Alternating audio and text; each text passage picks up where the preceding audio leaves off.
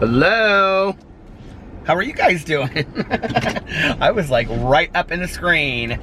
I was in a parking lot sitting here reading comments on my review channel because Alex and I did a review tonight of these limited edition Splits Pop-Tarts, strawberry cheesecake.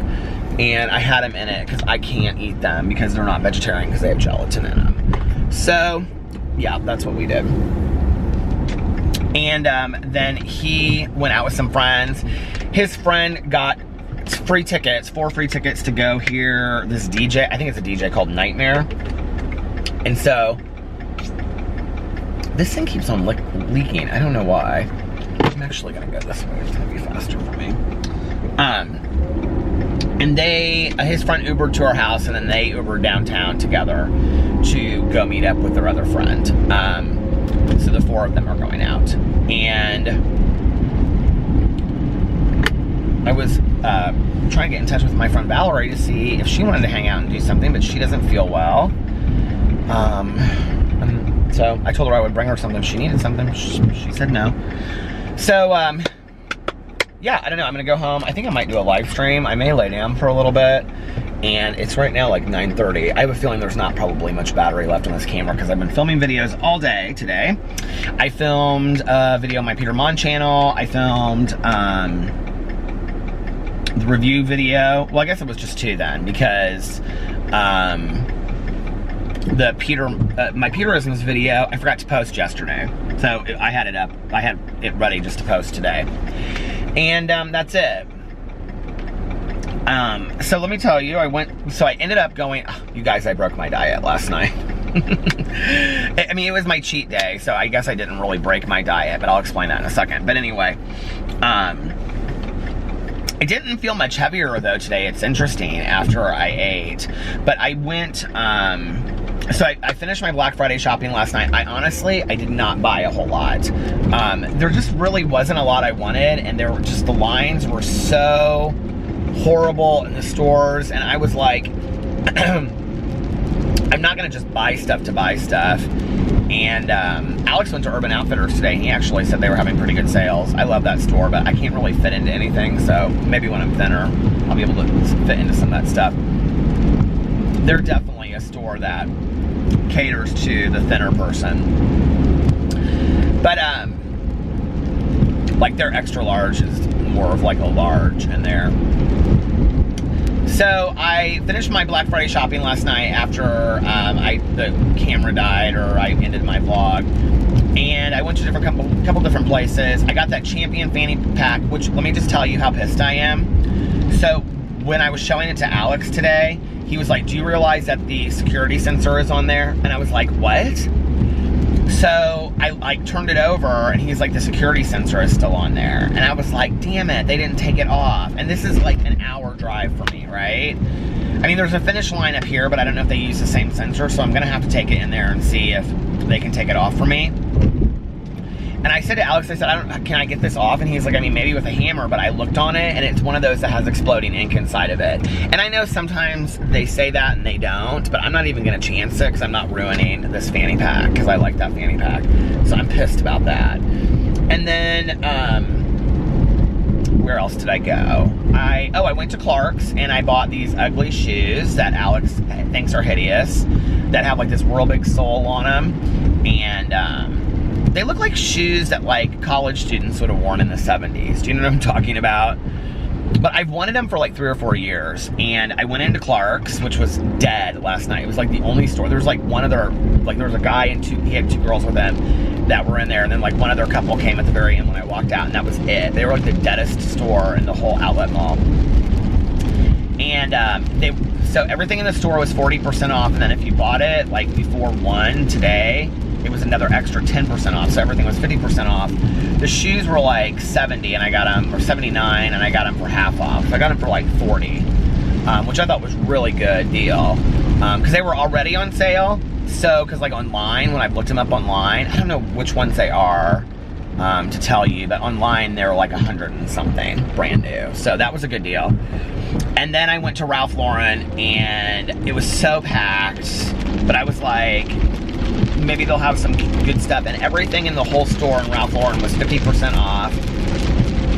And so I got this down coat, like a puffy coat, and it's just navy blue and it has a hood on it and it zips up. It is pouring down rain, you hear this? And it zips up, and if it was any colder it would be snowing or icing, so thank God it's not. It's 46, which is crazy that like 40 to 50 seems warm, but it seemed kind of warm today. And then it has a little red polo guy on there, so it's cute. Alex really liked that, and it was $180 and I got it for $90, which that was kind of expensive. That was my one expensive buy, but I probably wouldn't have gotten it had I if I had bought a lot of things, but since I didn't, I was like, I'm gonna get this coat, because that was the last place that I went. And they were selling kettle corn and hot dogs in these little tents. You know that tent that I showed when I went by the Nike thing? It was actually a hot dog stand and a kettle corn stand. And they had them set up like I think they had like 2 or 3 of them set up like through the mall. Oh my God, I wanted them so bad. Kettle corn. I was like walking by this one and I was like, oh, it's hot dogs. And then I walked by another one and I was like, well, what's in there? Because I couldn't really see that there were hot dogs, because in front, like, you could see the ketchup and the mustard and like stuff like that, and the buns were in this thing. But then I walked by this other one and I couldn't see what was in it. I was on the other side, and all of a sudden it like hit me, like that kettle corn smell, and I was like, oh my God, I want kettle corn so bad. But I didn't get it. So then I drove home, and I left there a little bit before 2, and I drove home, and by the time I got to Indianapolis, I was so hungry. And the thing is, I really didn't eat a whole lot yesterday for Thanksgiving. You know, I thought it was gonna be like this huge cheat day for me. And I mean, I had mashed potatoes, and I had at Caroline's, and I had macaroni and cheese, but that was it. And like in a roll, and a little bit of cranberry sauce, a canned cranberry sauce that her son put out. And that was it. That was all I had. And then like a really small sliver of pecan pie. So I didn't really eat a whole lot yesterday. At Alex's brother's, I literally ate like a tablespoon of green bean casserole. And they had a little corn salsa. I had like 2 chips of that. But so I didn't really eat anything yesterday. I thought I was gonna have this like epic Thanksgiving cheat day, right? But I didn't. And so I went through White Castle last night, and I got 3 Impossible burgers, which are the vegan burgers. And then I got, or the plant-based burgers. And then I got, I can't believe it's raining so hard. I didn't even know it was supposed to rain. And then I got, what do you call it? I can't think. Onion chips and mozzarella sticks. And a vanilla root beer, because they have that machine that has like 100 drinks on it. I think that machine is so cool. And when I was sitting there, I was talking to them, because the line was so long. The woman that worked there, I was talking to her last. She was telling me about. I said, "Did you go and get food at Thanksgiving today?" She's like, "Yeah," and I made cornbread stuffing, and I was like, "Oh my God, that sounds so good," because it was so good. And she told me like exactly how to make cornbread stuffing. And she said she just started making it, and it's delicious. And she told me you can get the recipe online. So I was like, oh my God, I might have to make that someday. So yeah, that was my night, and then I sat there and I parked my car at White Castle, and I ate my White Castle watching clips from Miss Continental Drag Pageant. That was the end of my night. And then I went home, and I got into bed with the pups and Alex, and then we got up today, and Alex didn't have anything to do today. He has some meetings and stuff, some work stuff he has to do tomorrow early, so he probably won't be out too late tonight. But he didn't have anything to do today. So he got up, he fed the dogs and stuff for me today, and gave Peeps his medication, and the dogs were running around in bed, and he was watching TV. He was watching Game of Thrones. He's like watched that series all the way through like twice now. He's like, you would really like it. I'm like, I don't really like epic period stuff like that.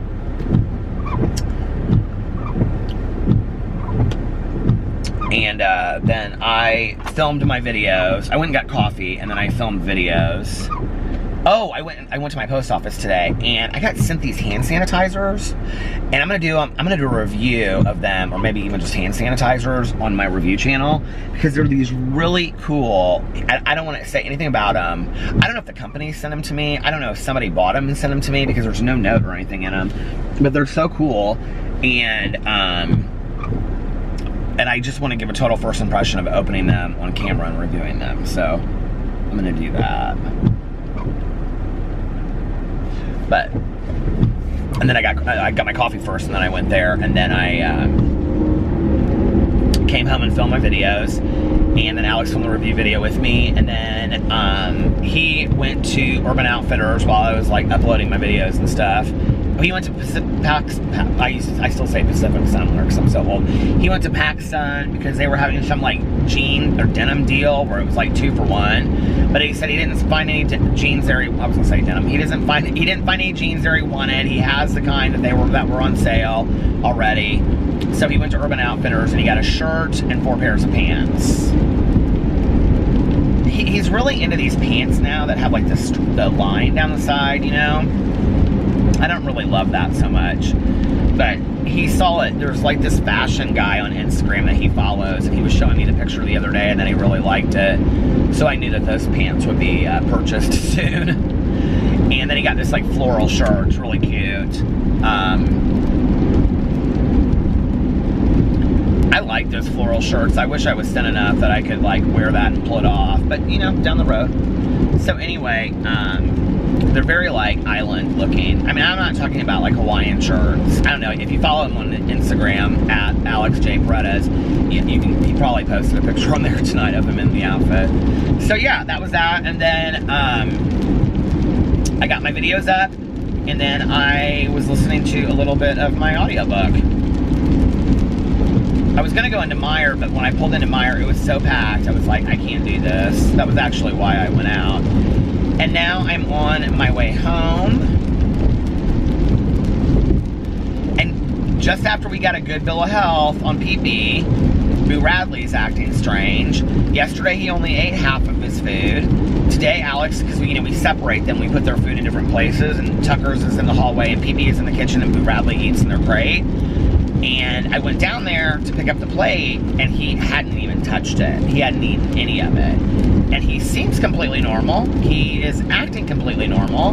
So I don't know, like, he doesn't seem any thinner, but the thing is that Boo Radley is so thin, like, he can't go, like, a meal or two because he's so thin. And, we even keep like hard food in his crate at all times because he'll eat hard food.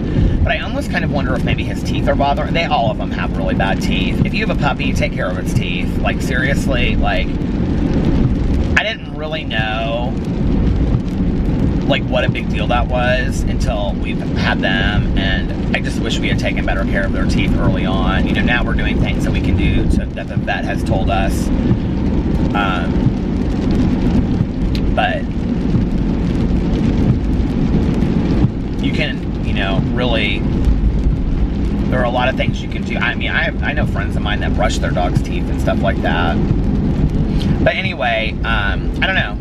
But then I went back down there. I left the food in his crate, and then I went down there about a half an hour later, and it was like still sitting in the middle, but all around the edge was gone. So maybe he's having a hard time piecing it apart or something. I don't know. We've still got the chicken and rice left. I've got to go and get canned food from them because the chicken and rice is almost done. I wonder if that was the second time Alex had fed them. It must have been. He fed him twice today. Maybe Boo Radley wasn't hungry because he's not. That could be it, maybe. Because if Alex had fed him when they got up and then he fed him again tonight, because we feed them a lot. They get a lot of portion. Anyway, we'll see. So I left the food down in there, so he may have still eaten it. And then, yeah, and that's about it. And now I'm going to go home, and I'm going to either do a live stream or lay down for a little bit, or I don't know what I'm going to do. Just lay low, relax, have an evening, have a good evening. I asked also had 2 of those fudge-covered Oreos when I came home last night, and I was uploading my vlog last night. I sat there while I was like, you know, getting it ready to render, and I had 2, maybe 3 fudge Oreos. I just had the package open right then. But I'm back on my diet today, and I'm eating healthy all day today, so doing good. I need to go get some more blueberries and some Morningstar stuff.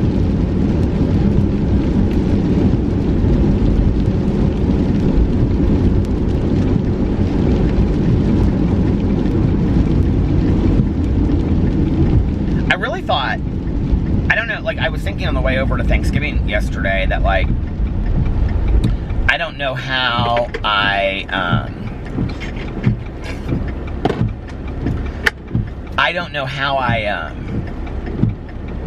made it through Thanksgiving last year, like, but it wasn't difficult as a vegetarian.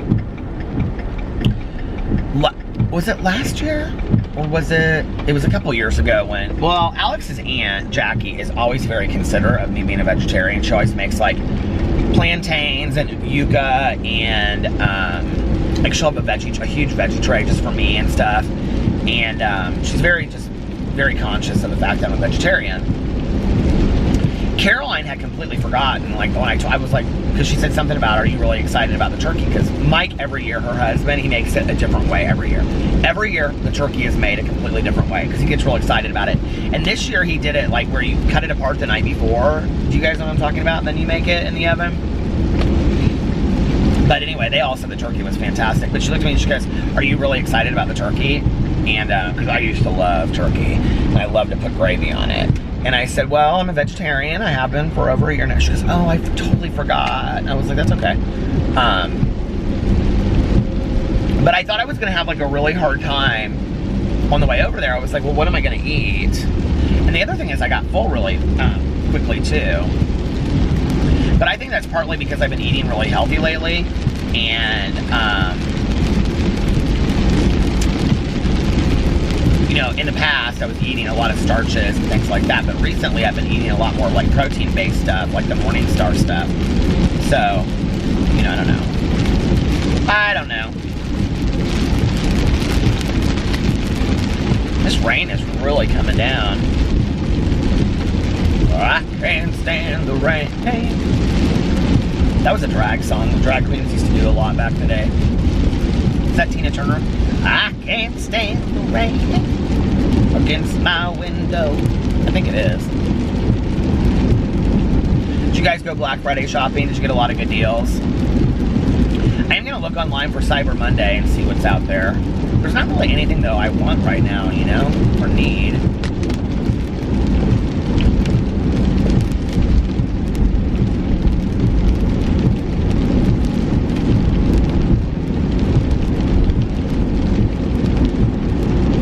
Weather is pretty miserable, though. I started looking up, like, all the holiday books I want to read this year. Last year I read a ton of holiday books, and I want to do the same thing this year, and getting excited about Christmas. And I have most of them. Like, I'm going to read David Sedaris, Holidays on Ice. What was the other one I'm going to read?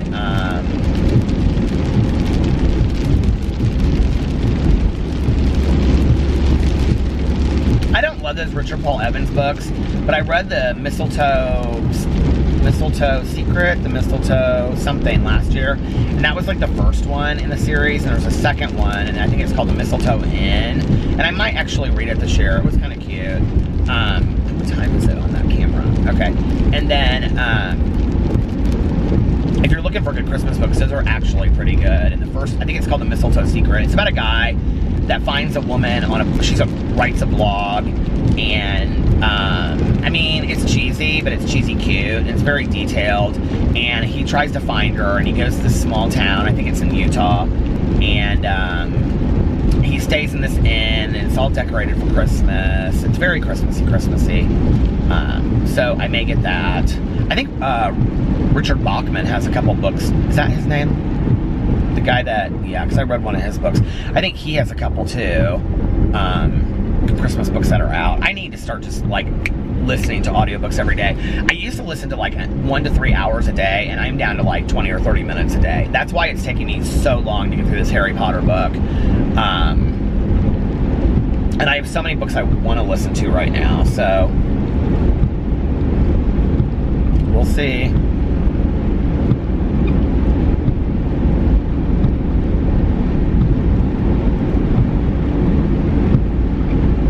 It was funny, last night Caroline and I were talking to her stepson and his wife about how we all love documentaries, and Caroline hadn't seen Making a Murderer, and I was telling her how good it was, and Jake was telling her how good it was, and then we were talking about like The Keepers and stuff, and somehow we got on talking about like we were talking about all that kind of scary stuff, and we were talking about Fox Hollow Farms, and Caroline lives really, really close. She's like literally probably 5 minutes from where Fox Hollow, if even that, where Fox Hollow Farms is, which is the house that I went to and did the paranormal investigation, where Herb Baumeister used to live there, and he was a serial killer that killed like 29 gay men in the pool, and then he burned them in the burn pile. So last night when I was shopping, Jake texted me, and he was like, hey, what was that documentary called on Netflix about that Fox Hollow Farms? I was like, oh no, it's on YouTube. I said, it's not, it's called The Haunting of Fox Hollow Farms. I said, it's not the greatest quality in the world, but it's interesting, it's real interesting. And I said, and he goes, okay, we'll watch it on YouTube. And I said, just to warn you, I said, it's a slippery slope, or I said, don't, be careful of the rabbit hole of the Herb Baumeister documentaries on YouTube. Because it's really easy to like start falling into that whole storyline and seeing like all the investigators and their stories and all that kind of stuff. I did get on Audible the other day. It's only available on Audible. You can't get it in book form. Like the true story behind the Golden State Killer, who was the killer that they talked to, that I can't think of her name, Michelle, is that her name? McNamara, I can't think of her name now, that wrote I'll Be Gone in the Dark. But Paul Holes, who is the investigator that she worked with on there, he's one of the guys that wrote this audiobook. So I did actually buy that on. See, there's so many things I want to listen to. And then there's going to be holiday books and all this kind of stuff. But anyway, I'm really excited about listening to this. This car is like right here. Do people think that like if you ride somebody's ass, it's going to make you go any faster? Seriously?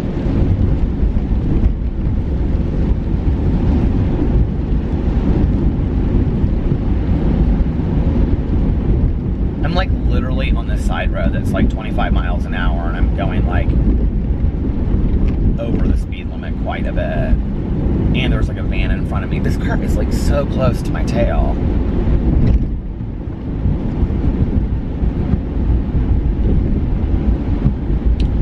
But anyway, yeah.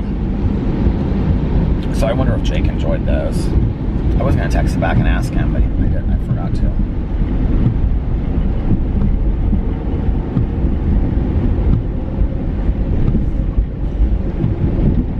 Kind of a relaxing weekend, isn't it, after Thanksgiving?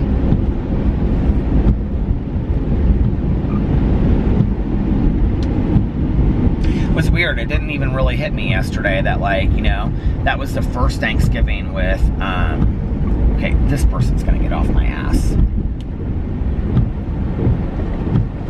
Stopped.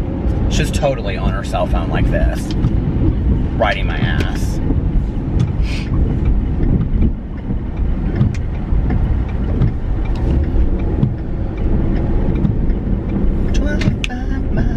I have it pretty much down to like I know exactly when it's gonna stop now. It's like 23 minutes and something. But sometimes it's, I don't know, like the second amount. I don't know why I can never remember that.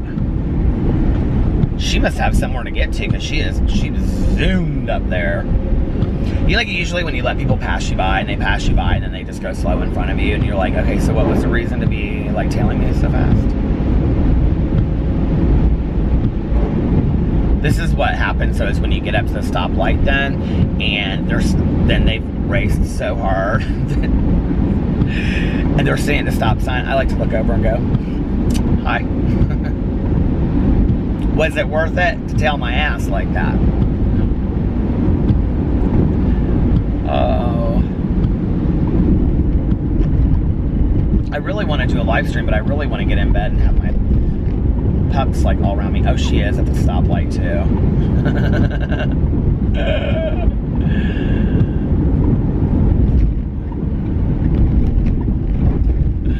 Let's look over at her. Let's see what she's doing.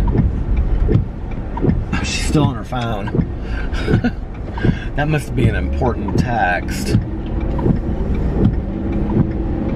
How late is Starbucks open? I could really go for a Starbucks right now. My second Starbucks of the day. You know what? Damn it. I knew. I wasn't thinking, and I'm going through the mall, and I didn't want to do this. Like, I was thinking on my way home, like, don't go through the mall, don't go through the mall, like, in my head when I was talking. And I'm going through the mall now, which is going to be, like, gridlock traffic. Or maybe not. Maybe the mall's closed. Or maybe people are so sick and tired of shopping on Black Friday that they're like, no, I'm going out. There's that peanut monument. I don't know why that cracks me up so much.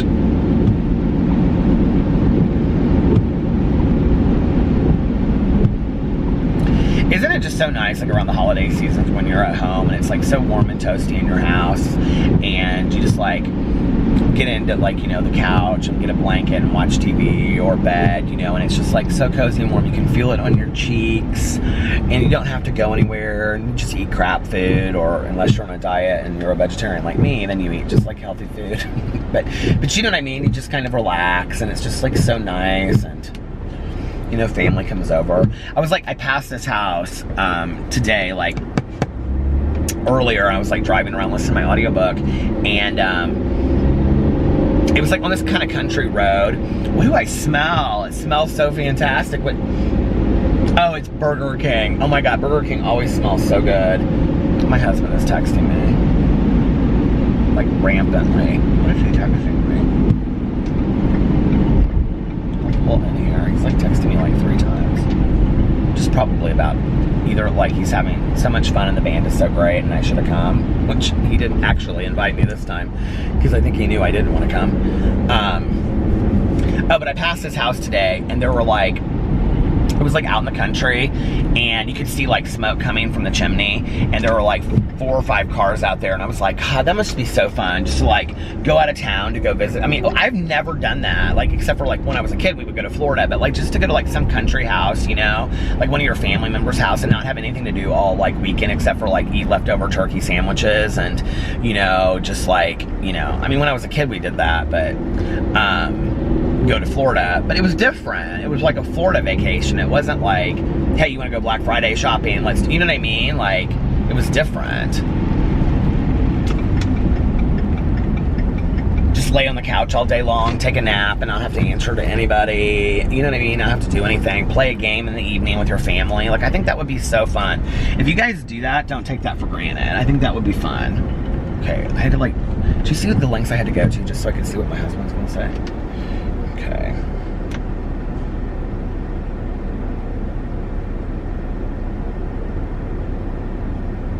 Alex just texted me. He said, what are you doing? I just got to the show.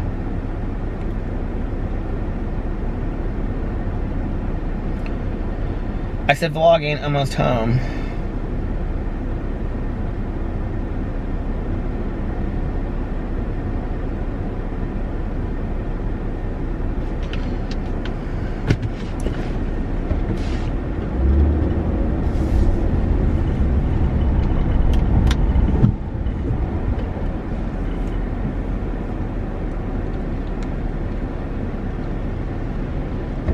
I'm kind of hungry.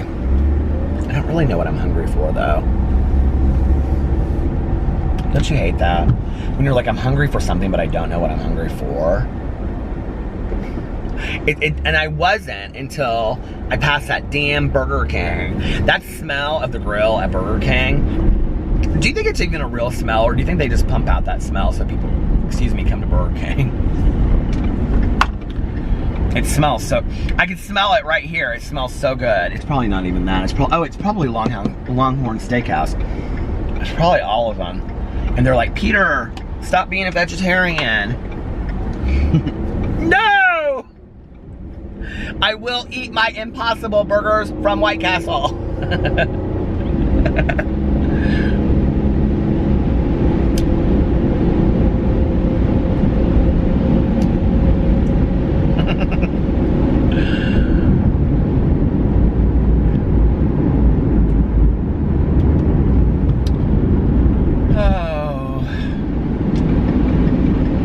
Talked to Tanya today. She's probably exhausted.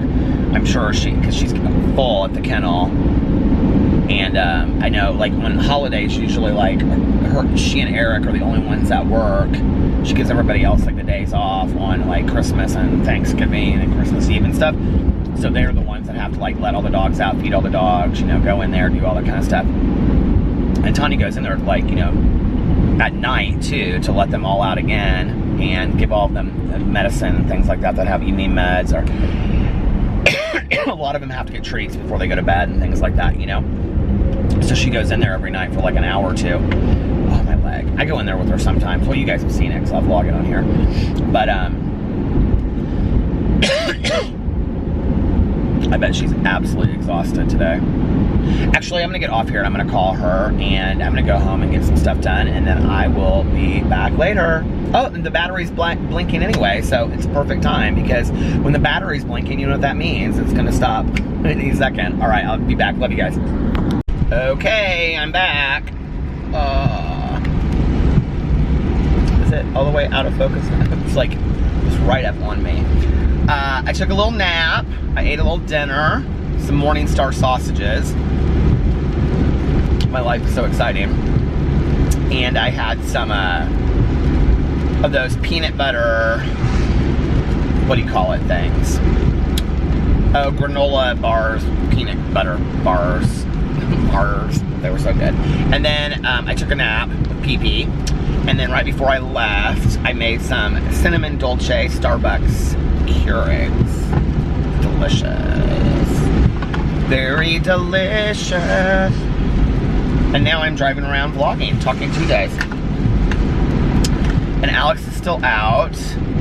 And he's been texting me, so I'm sure he'll text me at some point and say he's coming home because he has work stuff he has to do tomorrow. And before I left, I was kind of looking at maybe a little weekend getaway that we could do in like January or something to go to Florida or somewhere warm. Do you guys know what South Florida is like? I guess it's called South Florida, not Southern Florida. I didn't know that. I guess there's a huge distinction. South Florida, like Miami. Does anybody know what the weather's like in the end of January? The thing is, I don't want to go too much to the end of January because we're going to Miami again at the end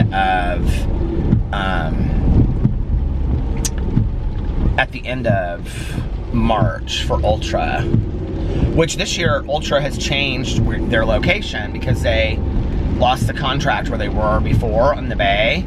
So they're now in this little island, and it's gonna, like Alex and I were talking about, it looks like it's gonna be very cool where it's at. Like cool, like, yeah, that's a cool place. But at the same time, it's like only got one way in and one way out. So traffic-wise, it's gonna be really interesting to see how that all works. But I'm excited for something different, and Melissa and Jason are going with us this year.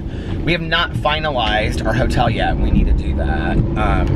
We had it narrowed down to like, I think 2 or 3 different places. Maybe 2, and then like 1, like maybe, which is the place that we usually stay. If we can't find somewhere else. So we've got to figure that out. Yeah, and then that's about that. And then I don't know what else. My hair's kind of driving me crazy. I had a nice little nap. It's been pouring down rain all night.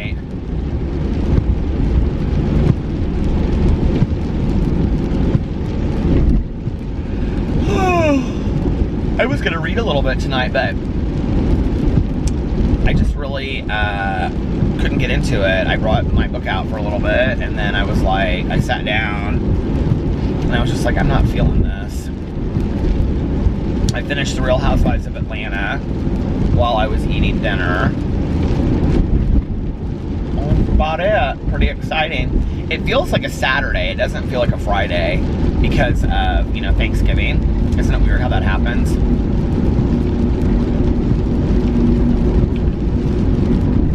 I've got to get to the gym tomorrow. Tomorrow and Sunday I need to go to the gym, and then Monday I have my very first official training appointment. And I was kind of like doing the math earlier. I was looking at my like I was adding things up, and like the weight, like my goal weight by going to Florida would be about 170. I mean, if I was like 180, between 180 and 190, I would be completely fine with that too. Because that's still like, you know, 30, what did I weigh in this week? 225. So that's still like 35 pounds to 45 pounds I would lose. And that would, you know, I would feel so much better about myself, and I'd be in so much better shape. But if I was like aiming my goal at like 170, there's like 3 pounds a week between now and when I leave, which is a little bit more than what they recommend. I think they recommend like about 2 pounds a week that you lose, so you don't lose weight aggressively. But you know, it's gonna, if it averages out, so 170 would be like my lowest, and then 190. So anywhere between 170 and 190 is kind of my goal right now for the time that we leave for Florida. My goal really is to take it off and keep it off. That's my goal. My goal is not to lose it and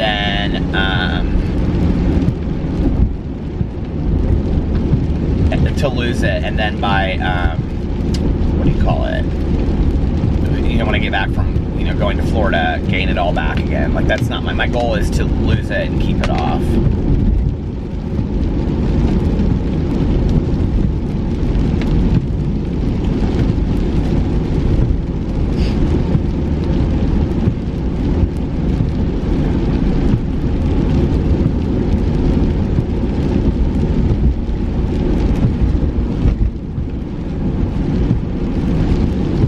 And then just going forward, you know, continue to eat healthy. I was talking to Tanya on the phone tonight while I was eating. She called me and she's like, do you want to go get a fountain pop? And I was like, I'm really kind of tired tonight. I think I'm just gonna lay down for a little bit. And she's like, what are you eating for dinner? And I said, I'm having like a granola bar and a couple Morningstar sausages. And she goes, you are such a creature of habit. Like, once you start eating something, she's like, you just eat the same thing over and over and over again. But I do.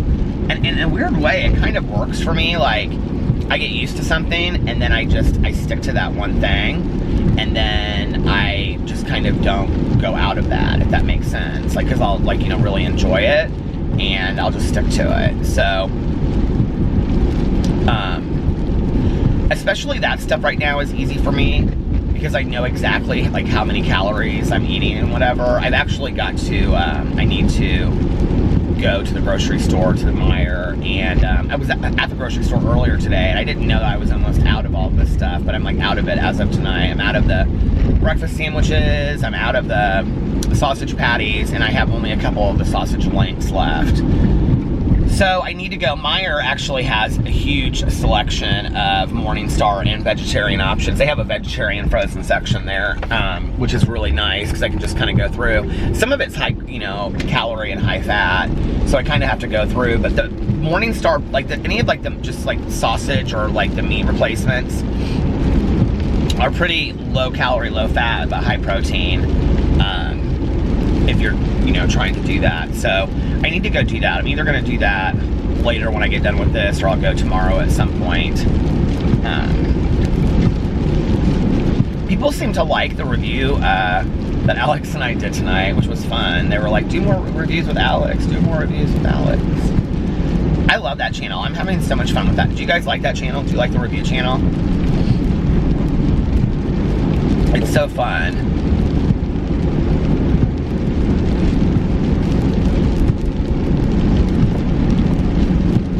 Kind of fun because I can just, like, you know, any random thing I can do, and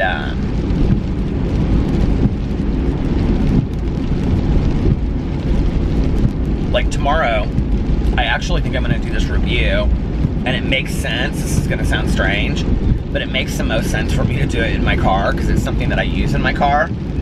So, like, that's a really easy review video, you know, to just do from my car. I think I'm going to do that tomorrow, and if not tomorrow, Sunday.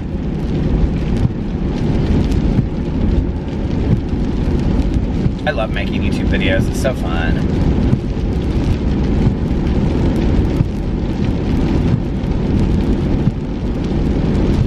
I've received so many comments on, like, my Peterisms video that I did about my recovery, as well as my vlog recently, and a few emails. And I really want to sit down and respond to some of these emails, like, nicely. Like, I don't want to just send, like, you know, one little sentence. So that's why I haven't, if you send me an email. I wouldn't say, like, I've received, you know, 30, but I would say I've received 5 to 10 just since I did that video about my first year sober. Which is always interesting. I never know when I'm making a video, like, what response it's gonna get, you know? And, so, it was all from that video, and people were like, I've gotten like 5 to 10 responses of people saying that they either found the courage or they started getting sober because of watching my videos, excuse me, and me telling my story of sobriety. And, like, that is so powerful to me, you guys. And I think, you know, when I really put it in perspective, if for nothing else, if I never gained anything from making YouTube videos for over 2 years, other than 5 to 10 people, you know, starting their sobriety journey and possibly at some point changing their complete lives around and having sober lives and all the gifts that go along with that, if that's the result just for, let's say, 5 people or even just one person at the, you know, because of something that I said in a video, like, that's enough for me. Like, that is absolutely enough for me.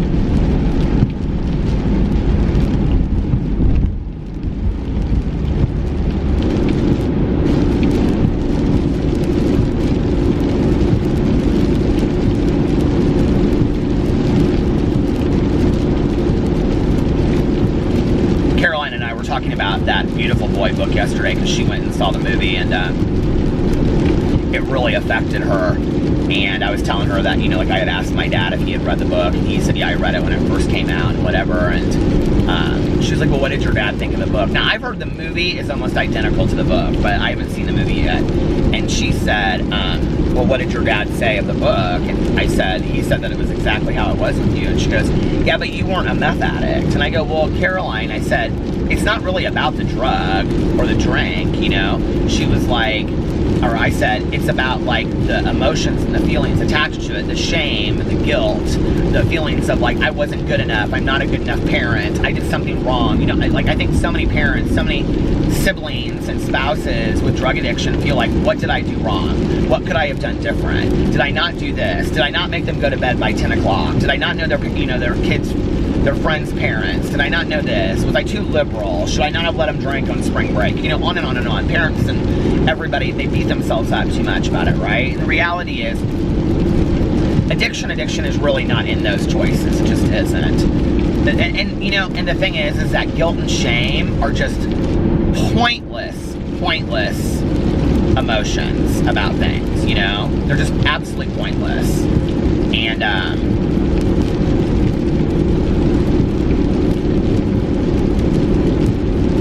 it doesn't get anybody anywhere. But at the same time, you know, here's my dad, who's, like, super successful, and he's got this kid that's not. And, you know, when I went into treatment, you know, he talked to my doctor because he was friends with him, and he said, you tell me what to do, because we've tried this so many times, and nothing I do is successful, so I obviously don't know what to do. You tell me what to do. And, basically, the doctor was like, you know, I mean, was a friend of my dad's, you need to stay he needs to stay in treatment for such and such amount of days. He needs to complete the treatment program. And then you need to have a set of limits and boundaries. And if he doesn't follow them, then he's cut off, you know? And I had all these contracts in the past, but that's not what he was talking about. He wasn't talking about like a behavior contract. He was talking about, you know, there was nothing for me to sign. There was no like agreement, like you do this or else. It was like, if you don't do this, like, just, you're done. Like, we're done with you, you know?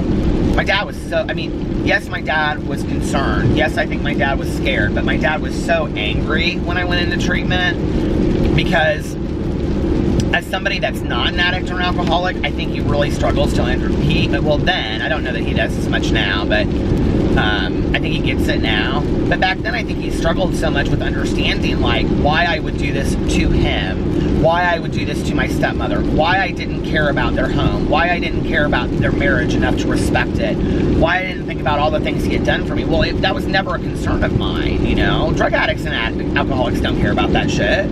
You know, when you have a party and you have an alcoholic to your party, let's just say you don't even know they're an alcoholic, right? But they come over there, and they drink all this alcohol, they're throwing shit all over the place, they're vomiting in your living room, and they leave, and they don't say they're sorry. Well, maybe your expectations are too high for an alcoholic. Do you know what I mean? Does that excuse it? Absolutely not. But it makes sense that they wouldn't. And then they wake up the next day, and if they have any recollection of it whatsoever, they're completely, horribly ashamed. One of the strongest emotions that addicts and alcoholics have is shame. I mean, huge amounts of shame, right? And debilitating shame sometimes.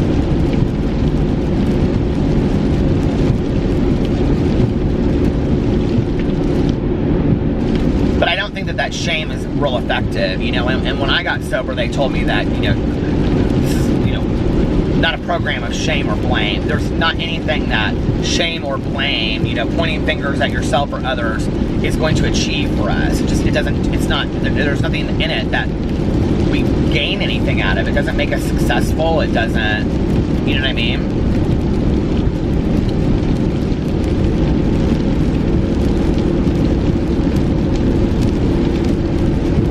But anyway, I was trying to explain that to Caroline. Because she was like, but I don't understand. Like, you know, the kid in the book was a meth addict, and you were like drinking and, you know, using pills and cocaine and stuff, but it wasn't meth. And I'm like, I mean, I think there are some specific attributes that come with each drug.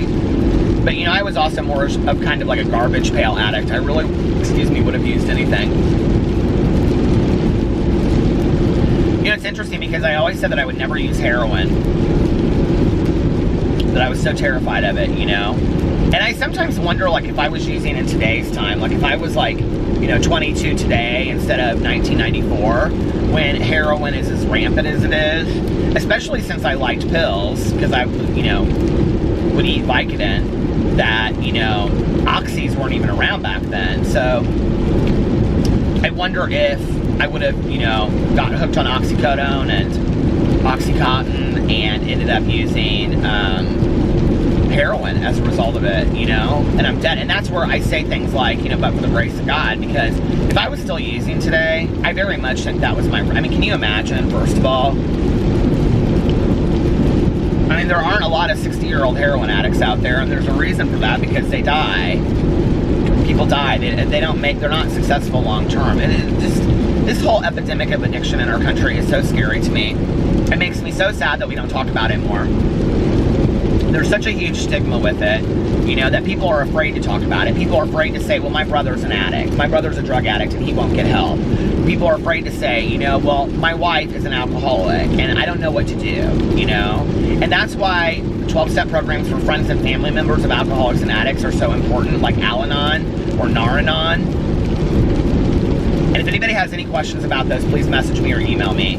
But you can find, if you just Google, like, in your area, you know, whatever area it is, no matter how small it is, or find the next largest city and put in, you know, Al-Anon in that town, or Nar-Anon. Nar-Anon is their Narcotics Anonymous, so I don't know how active Nar-Anon still is, but Al-Anon is a 12-step program for friends and family members of alcoholics and addicts, mostly spouses and parents.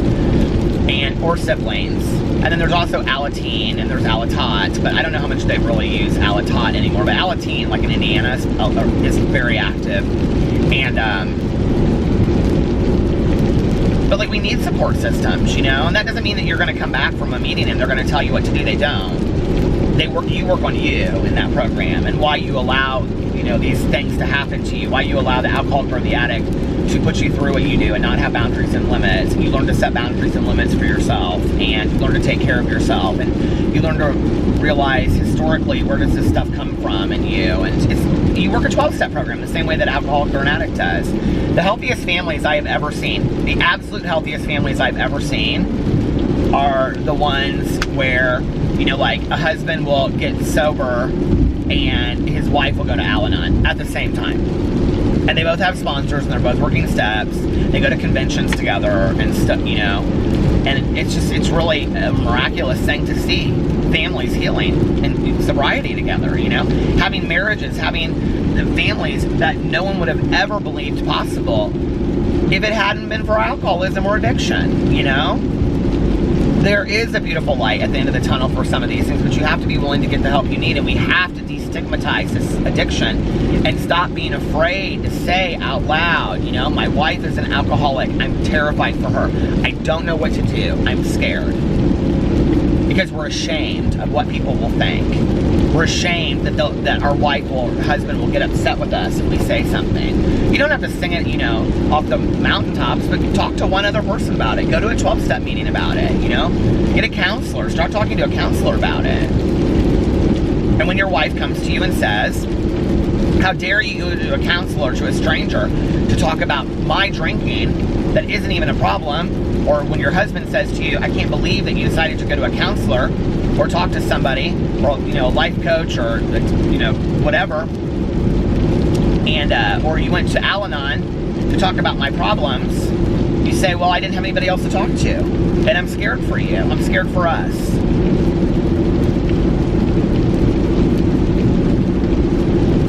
We have to stop being, you know, afraid to talk about our children and lying about what we really know to people. Oh, they're doing great. He's getting almost all B's in high school. And you know that he's hiding drugs in his room and you don't know where he's going late at night. You're afraid to let anybody know that because that will say something about you as a parent. That's bullshit, and we need to destigmatize that. We've got to take that away. Kids are dying because of that. Kids are dying because parents are worried about it. And I'm sorry, and people can disagree with me about this. People can get shitty with me about this, but there's a lot of truth to this. I'm not blaming it on parents. I'm not blaming it on the kids. I'm not blaming it on anybody. I'm blaming it on the disease of addiction. It is more powerful than we are.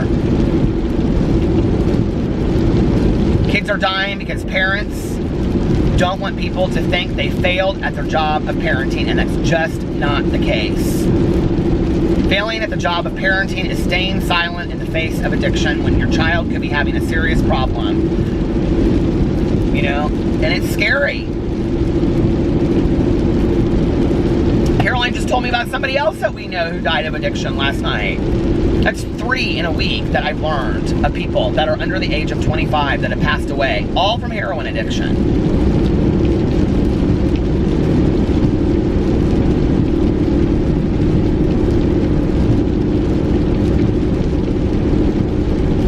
You know, I think about it because, like, as alcoholics and addicts, when we believe in a 12-step, you know, when we believe in a disease concept, and we believe that addiction is a disease, and we want people to understand that, right?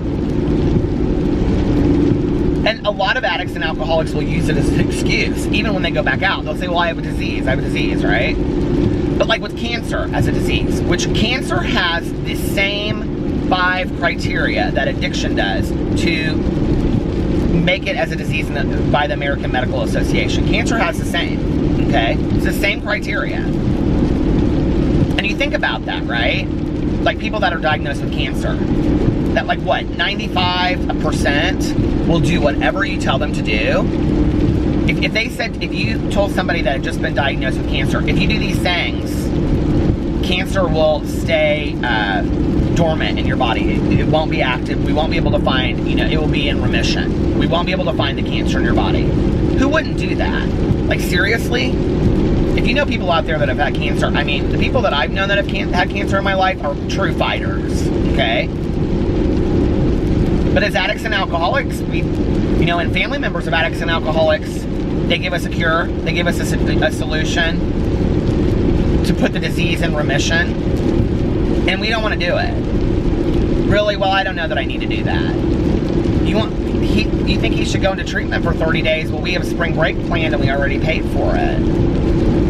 I need to go to Al-Anon? That's kind of scary to me. I'm not good in groups. I should go to a meeting and talk to somebody. Yeah, I don't really like people in. I'm guarded. Oh, I should stop smoking pot, not just alcohol. Well, I don't really have a problem with pot. I mean, we make all these excuses, right? But if we had cancer, would we be making the same excuses? We wouldn't. If we were fighters. And hey, listen, I'm not throwing no stones, okay? When I first got sober, that's why I said in my video on Peterisms, I was resistant as shit. I was like, what, who, me? I mean, I'm telling you right now, in the last year, my sponsor has told me some things I needed to do, and I was like, yeah, okay. I'll do that tomorrow, in 2 weeks from tomorrow. You know what I mean? True story. And I know there are things that would be good for me. I know that there are things that would fantastically improve my life. Now, some things I do, without a question. But what I have learned today is this, that when I have suffered enough pain, when I am tired of having been in enough pain, that is when I'm willing to make some changes in my life. When it's been too painful and I'm done and I'm like, I can't do this anymore, that's when I'm willing to make some changes in my life. I think that's when, for any of us, we're willing to make some changes in our life, is when we've had enough pain,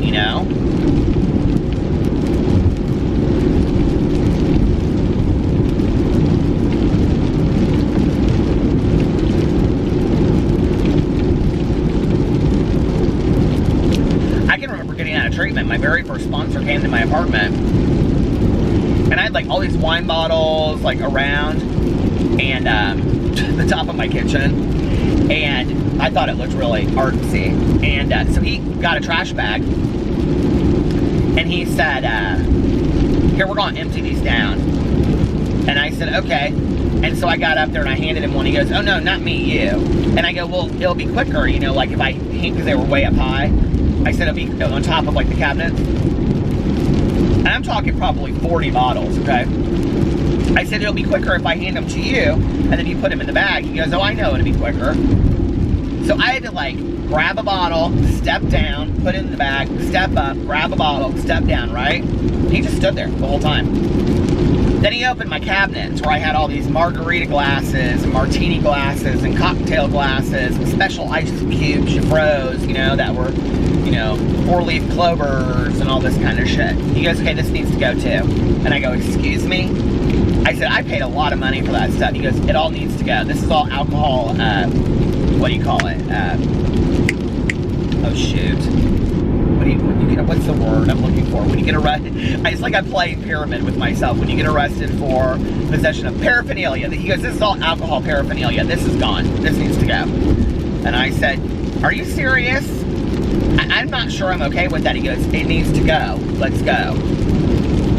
This is literally like day 2 that out being out of treatment. Like I woke up, like I had taken a shower the night before, and then I went right to bed. It was like the longest day ever. My friend took me around, all this kind of stuff. And he was there at the crack ass of dawn, getting my ass out of bed. And he came in and he looked at me. The first thing he did was he said, your bed's not made. And I said, no, I don't usually make my bed. He goes, you just started. And I go, what? And he goes, you just started, and I'm going to be here, and I'm going to check in to see that you made your bed. You need structure in your life. I'm going to teach you how to grow up. You're a boy. You're a grown-up man now. You're not a boy anymore. You're going to make your fucking bed, see? I looked at him, I said, are you kidding me? He was like, no, I'm not kidding you. Don't you ever talk back to me again. I was like, oh, okay. I see how this is going to be. So anyway, so then, like, I made my bed, and he goes, no, you didn't make it good enough. You need to have these, it needs to be like this, and it needs to, I was like, whatever. I'm telling you right now, he showed up quite a bit, making sure that that bed was made in my apartment. He'd go nuts today if he saw my bed. But anyway, so then we're in the kitchen, and he's like taking all this shit out of my cabinets, and then he's like, okay, where are y'all your hiding spots? And I go, my hiding spots? And he goes, yeah, your hiding spots. I go, I don't have any hiding spots. And he goes, you have a few hiding spots. We all do. Every one of us has a hiding spot that we put something in just in case we need a special stash for later.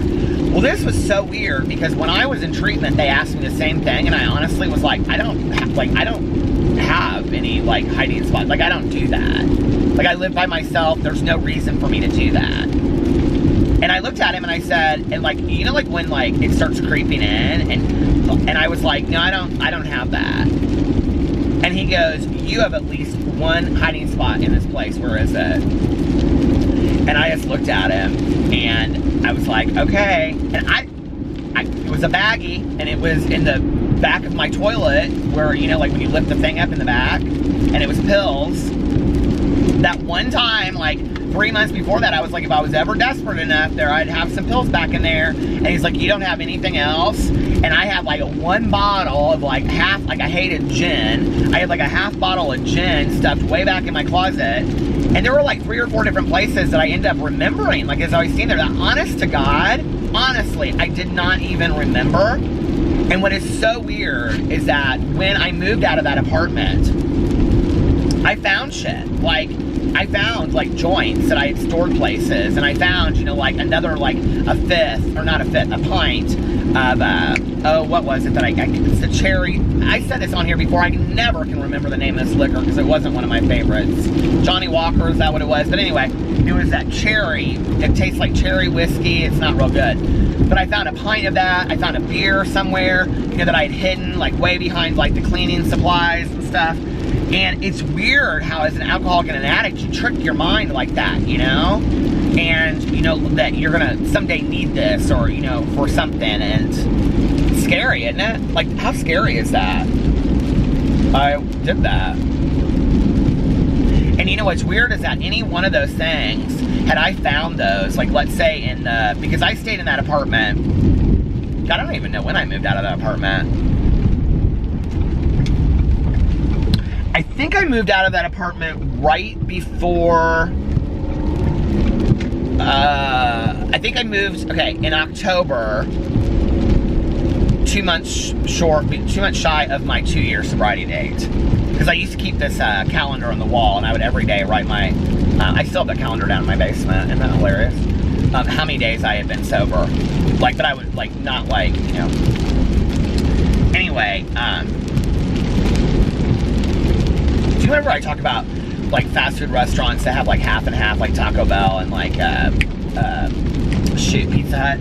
That was a Kentucky Fried Chicken A&W. That does not even sound good at all, does it? But if in early sobriety I had found any of those things, like those pills or whatever, you know, like I think it seriously could have fucked with me. I really do.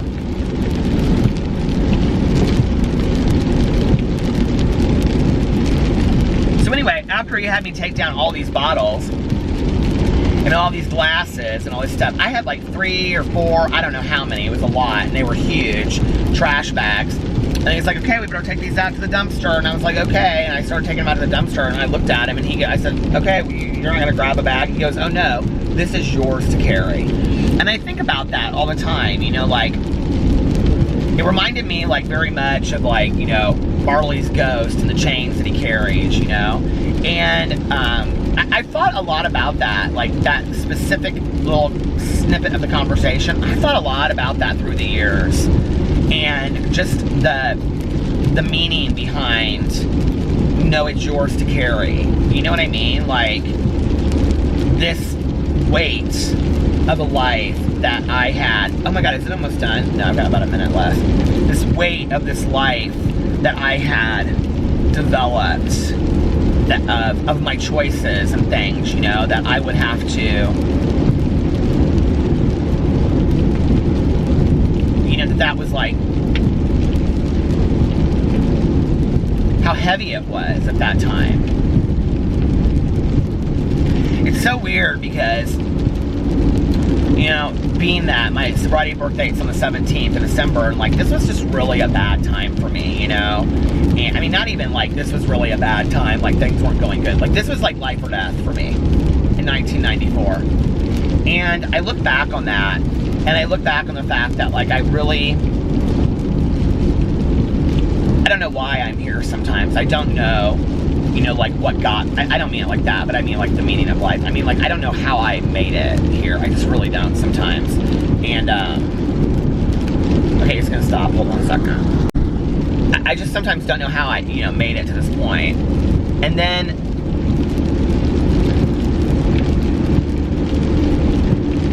I really think that so much of it had to do with, this is why I really love the line from The Contender when she says in there regarding like integrity, that your morals only mean something if you stick to them when they're inconvenient. There's been a lot of things in my life that I've wanted to do. There's been a lot of moments where I've wanted to act out. There's been a lot of moments that I've wanted to react. There's been a lot of moments when I've wanted to do things my way. There's been a lot of moments when I've wanted to tell on someone. There's been a lot of moments when I've just wanted to say, fuck it. And the reality is, okay, that none of those things work real well to the benefit of me. But what I have learned over time is that if I stick to my morals and I stick to what I believe in, okay, and when I stray from that and I've screwed up, like my dad said, and I realize it, and I work with my support network to improve those things and be a better person, I've got a shot. I've got another day at not picking up. And as long as I don't pick up, I'm still on this earth. Because the second that I pick up a drink or a drug, I'm gone. So, a lot of it for me in the last 24 years has been doing things that are not convenient and not comfortable for me. But that's okay. Because I think that that's when we grow. I think that's when the rubber meets the road, is when we have to do the things that are not comfortable or convenient for us. We have to do the things that, it's like, when, I've talked about this on here before, that maybe I think about this differently as I get older, but like, when our parents teach us that like if somebody hits you, you don't hit back, and those kinds of things, like those aren't comfortable responses. Those aren't convenient. We want to hit somebody back. When somebody talks shit about us, we want to talk shit about them. When somebody hurts our feelings, we want to hurt their feelings. But sometimes those aren't those are not the things we should be doing. When I'm sad in the past, I've wanted to drink. When I'm angry, I've wanted to use. There have been a lot of moments that I have wanted to use. It's not, I have to do the opposite. I have to call somebody and say, man, I'm in a low place, I'm thinking about using. And I'll tell you right there, that's not comfortable for me. Today it's easier. But it's still not, still not comfortable for me today to, call up my sponsor and be like, well, I need to own some shit. I need to talk to you about something. And she's not anybody that lets me say something like, well, honey, it'll be okay, nobody like that is like, even my dad's like, well, yeah, you did some shitty stuff, or, like, whatever, like, but all the people in my life are like, to own something doesn't mean you just get by with it. It means you learn from it. You take a look at it, you go behind the curtain of Oz and you look really at what the truth of it all is, which realistically, it's typically for me based in some kind of fear. But as long as I'm willing to do that, I still have a fighting chance,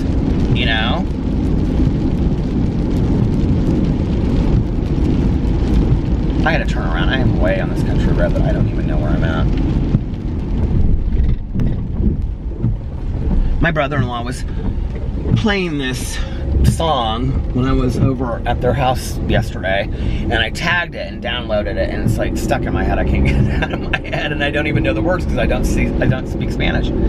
But for anybody out there, it's like addict,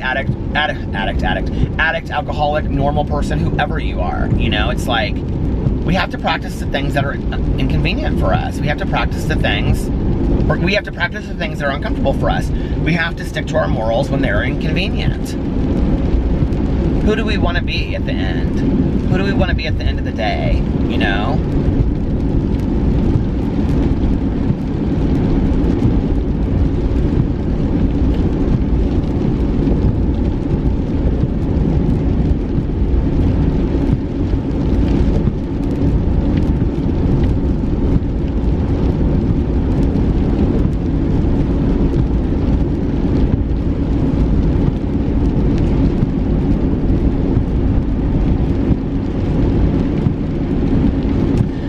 I think it's interesting, like when we look at the things that we teach kids, like in elementary school, you know, like not to fight somebody on the playground, or not to sass your teacher, you know, or not to sass your parents, or turn things in on time, and, you know, be respectful of people on the bus. And, you know, I think, like, in reality, didn't we learn everything we needed to learn in life before we stepped on the first staircase, or the stair to go to first grade?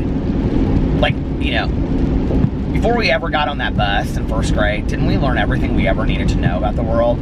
So what's happened over time? Have we unlearned it? Probably. You know, many of us have. I know I did. I know I unlearned a lot of that shit. You know, I knew it wasn't good to be taking cookies, you know, from the cookie jar before dinner, but I did it anyway.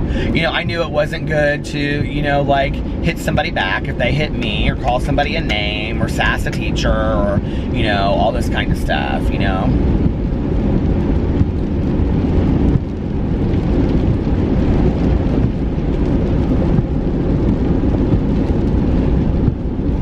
I remember years ago, I've talked about this actually on here before.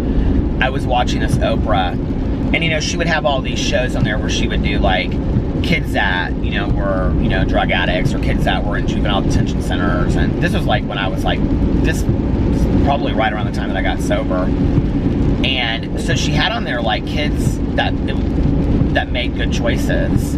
And she had, like, a girl that, like, you know, all of them had extraordinary grades. They were like 4.5s out of 4, you know, grade point average, you know, on a sliding scale. And, you know, they would all do, like, community service, and they worked, and they did this, and they contributed money to their parents. I mean, it was just unbelievable stuff. Full scholarships to colleges. These kids were just, like, the neatest kids, right? And all of these things that they did for the community, and working for, like, setting up and working for different, you know, charitable organizations and things like that. And I remember Oprah sat, and she looked at this one girl, and she said something about, like, so you've never drank or used a drug? And the girl was like, no.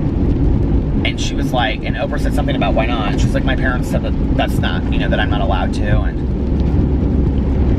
Oprah was like, but do you ever go out with your friends? And she's like, oh yeah, I go out with my friends. And we go to bonfires, and we do this and whatever. She's like, it's not fun for me sometimes because, you know, they drink or whatever. And I can see her in my head sitting there. I should find out what the episode is called and see if it's online somewhere. And she said, but I'm always home by curfew. You know, I have my parents' curfew at such and such. And it wasn't an unrealistic curfew or whatever. And Oprah said, why do you make good choices? And the girl looked at her, and this girl was beautiful. Like, absolutely just, like, you know, stunning. Not that that makes a difference, but it was like she could have been some girl that gave a shit about school, you know, and just whatever. And she just looked at Oprah when Oprah asked her, you know, like, why do you make good choices? Like, it was like the silliest question in the world. And she just looked at her and she goes, because it's so much easier. She's like, you know, when you make bad choices, you're always having to correct them and get out of them and whatever. She's like, but when you make good choices, she's like, you don't have to do that. Wow, it sounds pretty simple, doesn't it? How many of you out there are like, oh yeah, right? Like, okay, I should have learned that 30 years ago. Well, what you just said is that you're human. You know, most of us aren't without fault. I know I'm definitely not.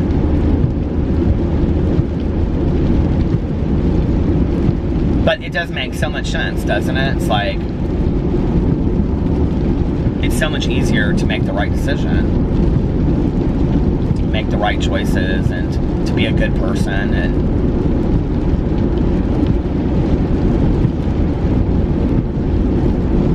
And I think, like, that's one of the things, you know, going forward, like, I've really been thinking about, like, as in any given situation, like, okay, what's the easiest solution, but, like, also, like, in life, you know, but, like, what's the right thing to do. We all know the right thing to do in our heart of hearts. We might get confused about that, but we know the right thing to do. This cinnamon dolce coffee is so delicious. I haven't used Johnny in a little while. I was gonna go to Hot Topic today, but I really didn't want to go into the mall. That store is so fun for me. They have so many different like fun little things in there. All right, you guys, listen. I'm gonna get off here now and drive around, listen to my audiobook for a little bit. I hope you guys are having a wonderful Saturday. I can't believe it's Saturday, not Sunday. I'm hungry for Sunday brunch.